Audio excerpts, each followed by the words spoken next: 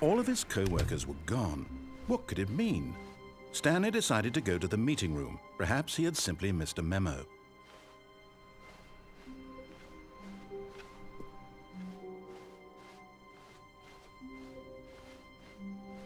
When Stanley came to a set of 2 open doors, he entered the door on his left.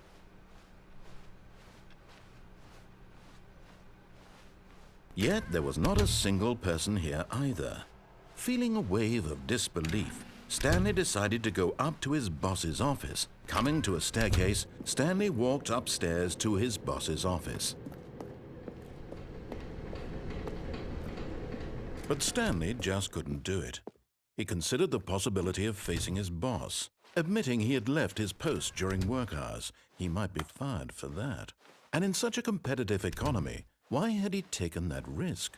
All because he believed everyone had vanished? His boss would think he was crazy. And then something occurred to Stanley. Maybe, he thought to himself, maybe I am crazy.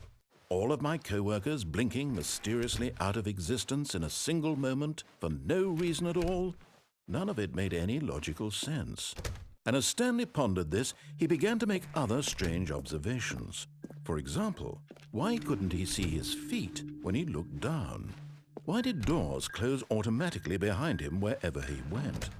And for that matter, these rooms were starting to look pretty familiar. Were they simply repeating? No, Stanley said to himself, this is all too strange. This can't be real. And at last, he came to the conclusion that had been on the tip of his tongue. He just hadn't found the words for it. "I'm dreaming!" he yelled. "This is all a dream." Oh, what a relief Stanley felt to have finally found an answer, an explanation. His co-workers weren't actually gone. He wasn't going to lose his job. He wasn't crazy after all. And he thought to himself, I suppose I'll wake up soon. I'll have to go back to my boring real-life job pushing buttons. I may as well enjoy this while I'm still lucid. So he imagined himself flying and began to gently float above the ground. Then he imagined himself soaring through space on a magical starfield, and it too appeared. It was so much fun, and Stanley marveled that he had still not woken up. How was he remaining so lucid? And then perhaps the strangest question of them all entered Stanley's head. One he was amazed he hadn't asked himself sooner. Why is there a voice in my head dictating everything that I'm doing and thinking? Now the voice was describing itself being considered by Stanley, who found it particularly strange.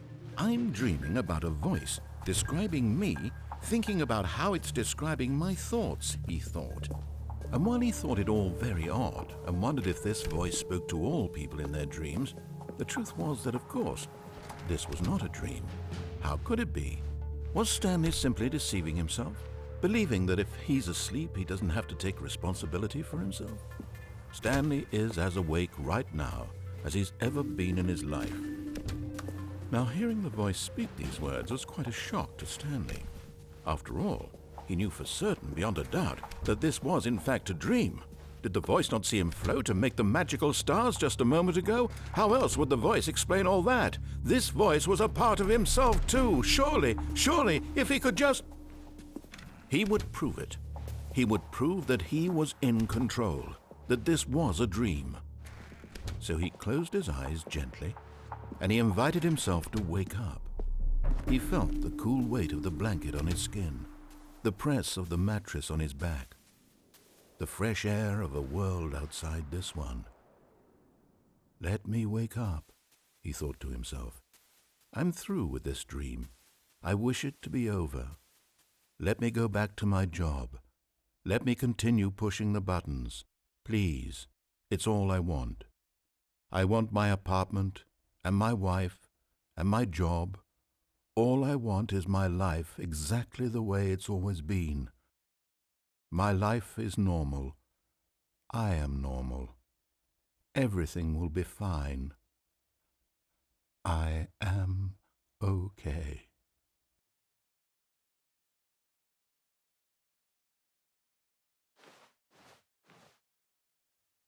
Stanley began screaming. "Please, someone, wake me up. My name is Stanley. I have a boss. I have an office. I am real. Please, just someone tell me I am real. I must be real. I must be. Can anyone hear my voice? Who am I? Who am I?" And everything went black.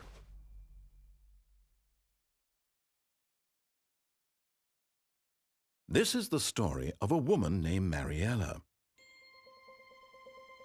Mariella woke up on a day like any other. She arose, got dressed, gathered her belongings, and walked to her place of work.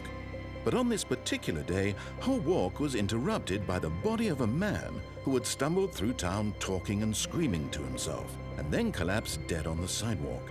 And although she would soon turn to go call for an ambulance, for just a few brief moments she considered the strange man. He was obviously crazy, this much she knew. Everyone knows what crazy people look like. And in that moment, she thought to herself how lucky she was to be normal. I am sane. I am in control of my mind.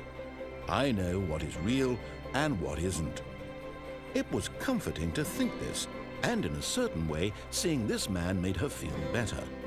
But then she remembered the meeting she had scheduled for that day, the very important people whose impressions of her would affect her career, and by extension, the rest of her life.